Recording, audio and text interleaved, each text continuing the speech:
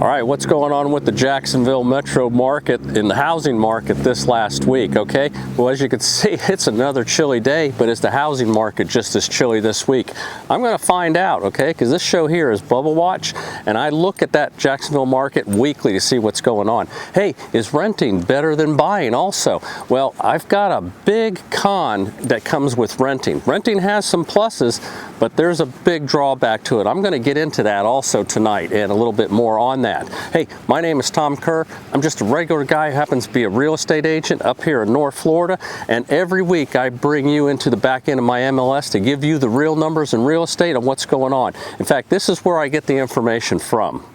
Right here you can see this is my MLS account back end, and what I'm going to look at, and this is, since this is a weekly show, we look at these weekly numbers. We're going to look at the active listings. That is your inventory.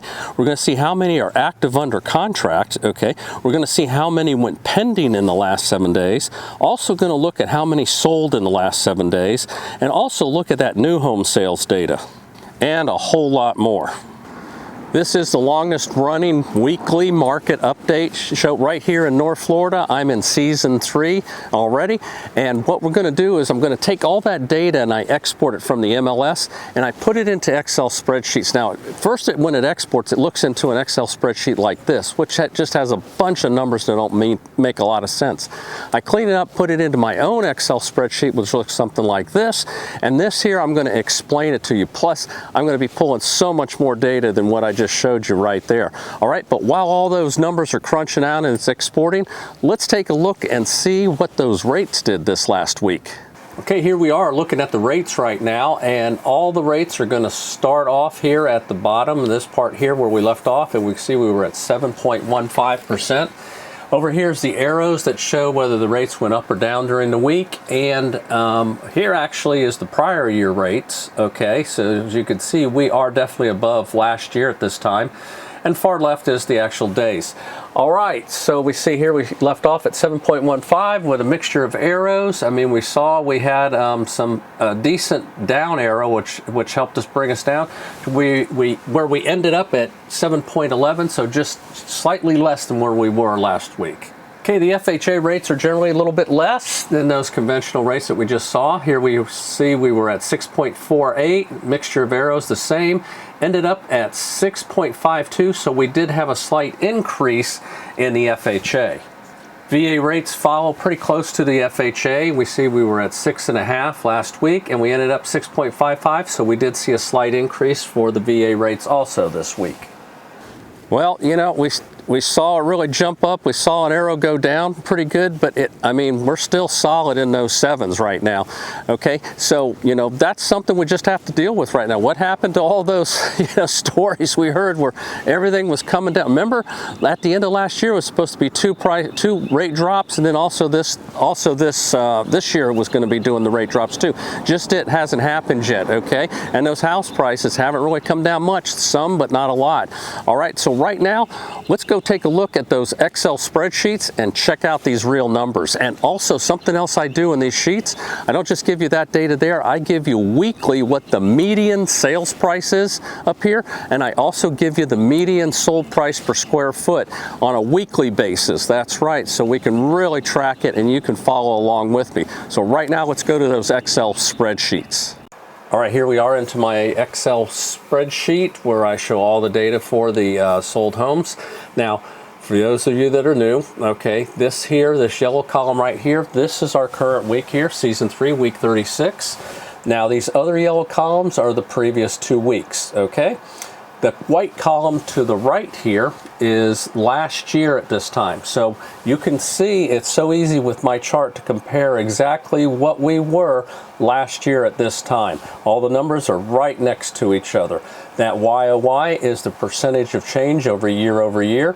In the blue, SFH is the single family homes numbers. Over here you see is what the rows are for active listings sold in the 1 week, active under contract, pending, total under contract, and so forth. All the information I got out of my MLS. All right, so let's start off here We look our active listings, that is our inventory for this week is 9,336, and we see that that is up from the last couple of weeks. Next, we look at what sold in the last 7 days, 274. While that is an increase from last week, it is still pretty low. That is some low numbers, so we're going to keep watching this to see what's going on. Active under contract, 913, so that did increase. Pending. Okay, now active under contract, those are all the ones that are under contract with a contingency. Like a contingency, it could be like an appraisal, inspection, financing, things like that. Okay, pending is when the contingency is clear and they're getting ready to go to a clear to close. So the pendings are 292, so that just dropped a couple from last week. So, but when we look at the total under contract, 1,205, we see that there is an increase from the last couple weeks. Withdrawals were 55, expires 152, new homes sold 55. I mean, everything else is low, so these are too. Now, it is a lot more than last week, but it's still 55 is pretty low. New homes active inventory is 2253, which is up a little bit, and we'd expect that with the low sales. Now this orange here is the percentage of homes sold that are new, and we can see that that number came up from last week. So 1/5 of all homes sold were new construction homes. Okay, now over here, like I said, you got the SFH, so you can see those numbers right there. I don't need to read them off. You can just look at those, and you can pause the video if you'd like.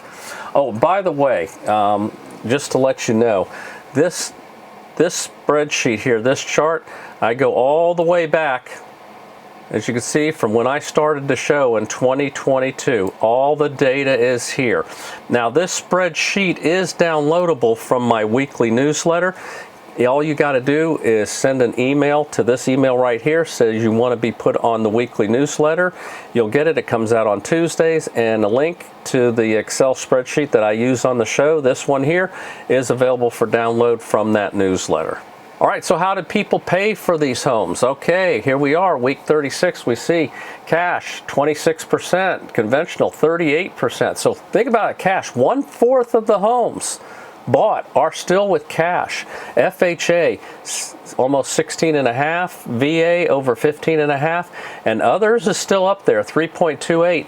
And because of these interest rates being up, I would expect to see the others up. I mean, it's a little bit lower than last week, but it is higher than the previous weeks. Okay, these numbers below are the actual units sold in those categories. So you can see 72 units sold for cash, 105 conventional, 45 FHA, 43 VA, for a total of 274 sold, and then 9 were other. Okay, next I look at the foreclosure numbers. Now these are the ones that are active listings, not the total foreclosures up here in Northeast Florida, but the ones that are as active listings for sale. 133 foreclosures, 17 pre-foreclosures, 46 short sales for a total of 196. So that is down from the last few weeks. Okay, so that's our lowest in several weeks, or actually a couple months here. Okay, next I look at the percentage of homes that sold under list, at list, and above list. So this week we had almost 78% sold under list, 14.6 sold at list, and 7.66 homes sold above list. And again, below are the units sold. Okay, when I break it down into price categories of homes that sold in the 500s, 400, or 500 and above, 400s, 300s, 200s, and below 200, we see that we got a little bit of a drop in the homes that sold for 500,000 and above. Okay, so at 22.26. Homes that sold in the 400s up, so that's where we got a little increase there, 15.33. Homes that sold in the 300s, they came up a little bit, 28.10. Homes that sold in the 200s, 21.17, and homes that sold below 200, 13.14%. And again, these numbers below are the actual units sold. See, there was a total of 274 units, 61 at 500,000 and above, and so forth. Oh, all right, in our new construction, I do the same thing. Under list, at list, and above list. So we see there that over 76% of the homes, new construction, sold under list. 18 of them sold at list, and little over, almost 5.5% sold above list. And below right there are the units. I want to go back to the last chart just for a second. I forgot to mention this because I get so many new people that, well, 2 charts back, okay? The percentage that's sold above list. That a lot of people haven't heard me before and don't understand this. When you see that number at sold above list, now I'm going to show later the spreadsheet showing everything, all that's sold below list, at list, and above list, and how much below list and above list they sold for. You're going to see that the ones that sold above list, the dollar amount isn't that great. There are a few that are, but for the most part, they're lower numbers, and those numbers probably, now I can't tell for sure without going in, and it's just too much to check every deal, but probably a lot of them were above list to cover concessions that the buyer wanted. Okay, so it's not really that, you know, there was a bidding war and multiple offers. That some of them are, but a lot of them now are people looking to get concessions back to pay for their, you know, real estate fees and also their closing costs and prepays. Okay, here is where I look at the median price of the homes, the selling price, median price, and the median price per square foot sold, and I break it down by single family homes, townhomes, and condos. So as you can see here, the yellow is our current week, and the single family homes was $375,000, the same as last week.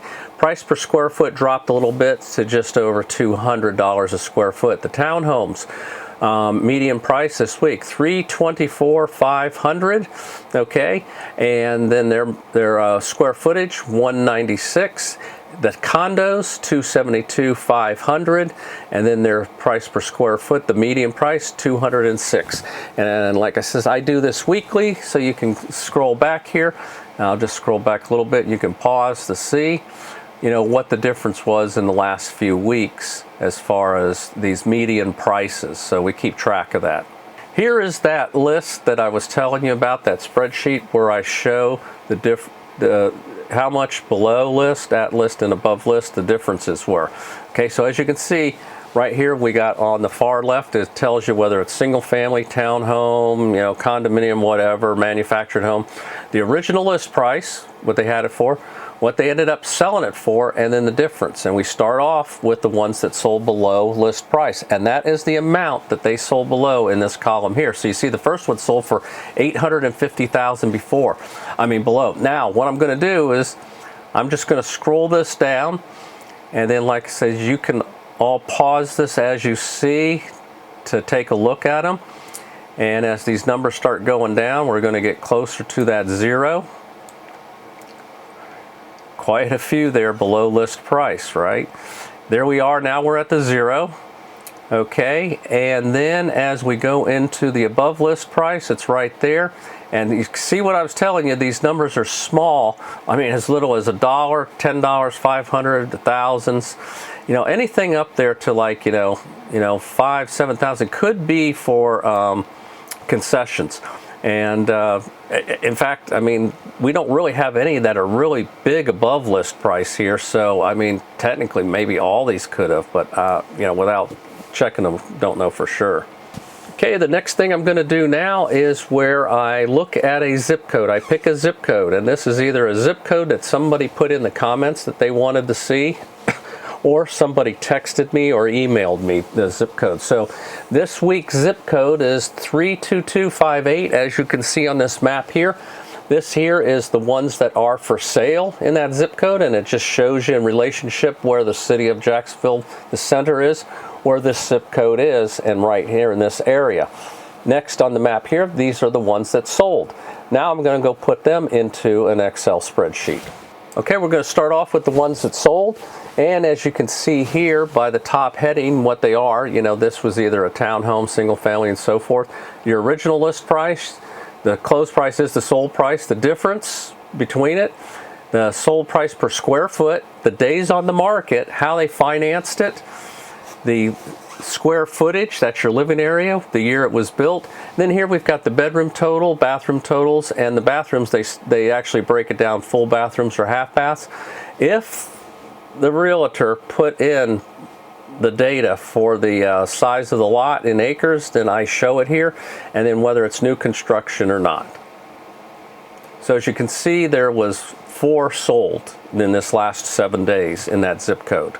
Well, what if you want to buy something in that zip code? Well, right here, I break it down. Here's the ones that are for sale. And again, you see the top header, which is pretty self-explanatory, what all those numbers are. And I'm going to scroll down on this also so that you can see that, and you can pause it as you wish. And if you are interested, you see one here, you're interested in it, just get with me and we can check it out, and then I can get you the full MLS data sheet on that particular house if you see something for a price or square foot that you'd like. And then also, you know, you look at days on the market. Some of you I know like to look at the ones that have been on the market a lot and see, but you have to look and see if they've reduced it much in that time. And as we can see, there are 117 homes for sale in this zip code. All right, if you like the way I put this show together and you like the way I put these sheets together, these numbers for you every week, then give me a thumbs up. And if you want to be part of Bubble Watch Nation, then hit that subscribe button. Hey, you know what? Right now, I'm going to look at, I just did the regular Excel that covers everything. I break out also an Excel sheets of the condominiums, okay, the condominium numbers, because there's a certain group out there of you that like to see those condo numbers because of the condo crisis that's going on here in Florida. So I'm just going to quickly just show those. It's the same format, so I'm just going to show them to you. You can pause the videos as you want for that. If you're not interested in condos, skip to the next segment, because right after the condos, I do MLS Advantage. All right, and here I'm just going to show you the condo Excel sheets and not really go over everything, you know, like I did with the others there, because it's the same format. I'm just going to show it because, you know, there's just a small percentage of folks that like to see the condos, so I show that for them. You can just pause the video as you look. As you can see here, here's the main sheet with the data there showing the sold. The big ones sold, as you see, is 21. So actually the condos had an increase too. And then there we see at the top where it started at 1137 for the inventory. And of course this yellow is our current week. Now this one here says week 46 and all. That's because I started the condos at a different week. This is season 1. I haven't done condos the whole time, so that's why. Here's how they paid for those condos, the percentages, and of course the numbers below is the actual units that paid for that. I also look at the foreclosure numbers there with the condominiums. As you can see, it's up just 1. Okay, I also do under list, at list, and above list, and the condominiums this week jumped pretty much for the ones under list, and there was none that sold above list, and you can see the units sold right below. I also break them down by the price categories, the 500 and above, 400s, 300s, 200s, and below 200. You can see the percentages, how they worked out, and then see the actual units sold below. Again, nothing new with the new this week, so with condos, so we move on. This here is because of the condo law that says 3 stories and above. So I just tracked this just to see what people were buying, whether they were gravitating towards the condos that were 1 and 2 stories, just for grins. So this is the units that we see how many sold at those particular stories. So for instance, the first one there, 5 units were sold at 1 story. Now that stories is the complex, not the actual unit, condo unit, but the complex itself. I also take a look and see the age, okay, of the condos, because anything that was 3 stories and above, that was 30 years and older, or 25 years and older on the coast, was affected by the new law. So I show that. Each one of these rows is an individual unit. So that first one's 1979, and it was a 1-story complex, and then the other was built in 2018, and it was 1 story. I'm just going to scroll this, and you can pause it. This is the counties where those condos were sold. And then this here is the list where I show the difference, so as you can see, I start off with sold below list, and there's our below list price. You see the original list price, the sold price, and the difference. Then I also show the days on the market. And you can see this all the way down to where there was just that one that was sold at list, and none of them sold above list. Okay, next is the MLS Advantage I was talking about. What this is, is up here in North Florida, this Jacksonville metro area really consists of about 9 counties. It's a large area, okay, geographically. Just the city of Jacksonville is huge itself. It takes up almost the whole county of Duval County. So what I do is there's all these other MLS boards that sell throughout. I'm in the Northeast Florida MLS, that's where all this data is coming from. They sell up here and they cross sell. So what I do is I get the sold numbers from these other smaller MLS boards in this whole 9 county region and put it together for you to show you the total sales. When we look at that in the Excel sheet, you can see easily week by week how those numbers have fluctuated for the 9 counties. Also, what I do is with MLS Advantage, I break it down by county. So I'm going to show you the sold numbers by county, and then you can also follow along week by week on that also. So right now, let's go to MLS Advantage. All right, here we are in MLS Advantage, and we go down here and we look at the 9 counties: Baker, Union, Bradford, Clay, Nassau, St. John's, Flagler, Putnam, and Duval. So what I do next is I go over here and I hit the search engine, and that number is 376. Okay, here when I take it over and show it by county, then the numbers are Baker 3, Union 1, Bradford had zip, Clay County had 39, Nassau 32, Duval 148, St. John's 95, Flagler dropped 44, Putnam dropped at 14. So our total 376, which was actually an increase also from last week, but still in the low numbers. All right, right now I'm going to get to all that talk I mentioned in the beginning about the rental situation. Good to rent, to buy, which is better, what's the downside to the rentals. I'm going to get into that. Hey, just want to remind you, I am a licensed realtor here in Florida, and I work with a select group of realtors here to help people buy and sell. So if you're interested in buying or selling with us, then just call this number below and we'll help you out. All right, also you can send an email to this or a text if you'd like also. All right, the rental situation. All right, this is the one big bad thing that can happen. I saw a Facebook post by somebody that was in a predicament, and believe me, they are not alone. This happens quite often, and this is the bad side of renting, okay? I'm going to show you the post. Now, I'm not going to, even though it was a public post and all that, I'm not showing who it was and everything, and I'm take out some of the details, but I'm just going to go over what their problem is, and this is why I don't like to rent. Check it out. Right here they say, I have been renting for the past 8 years, and my landlords are going to sell the home now. All right, that first sentence right there is the problem, okay? I'm going to get into more of this problem now. You have no guarantee that your lease is going to be renewed. And if you establish yourself someplace and want to stay there for a few years, you may not be able to.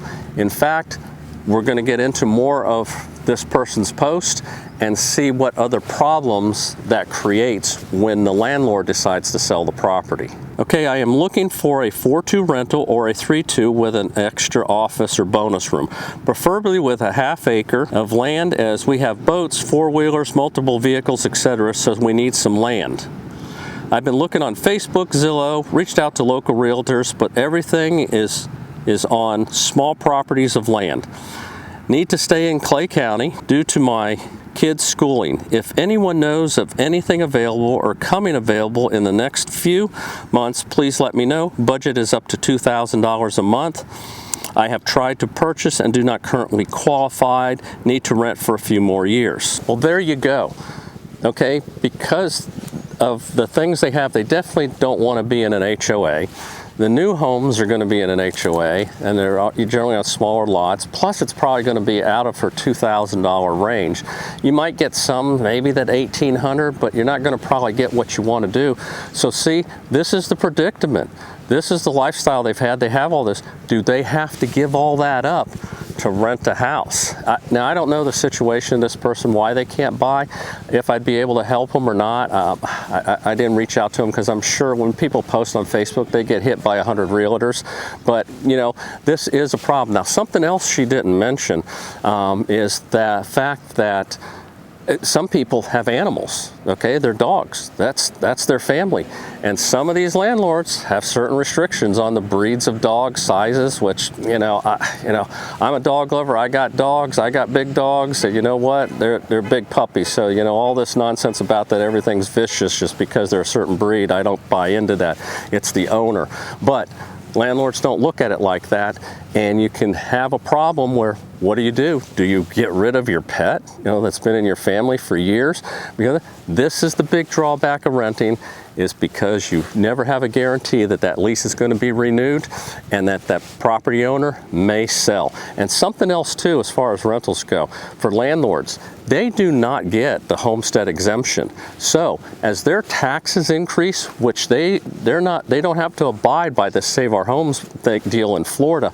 If their taxes go up, your rent's going up. If their insurance is going up, your rent's going up. So it doesn't matter whether you're renting or buying. Taxes go up, insurance it still goes up. It's still going to go up in rent. It's going to be reflected. Okay, there's no freebies. Okay, so if you can buy, to me, buying is the best way to go, even if you got to get a smaller house on a bigger piece of property. And there's a lot of rural areas here in this Jacksonville metro area where those type of properties are available. Hey, you know what?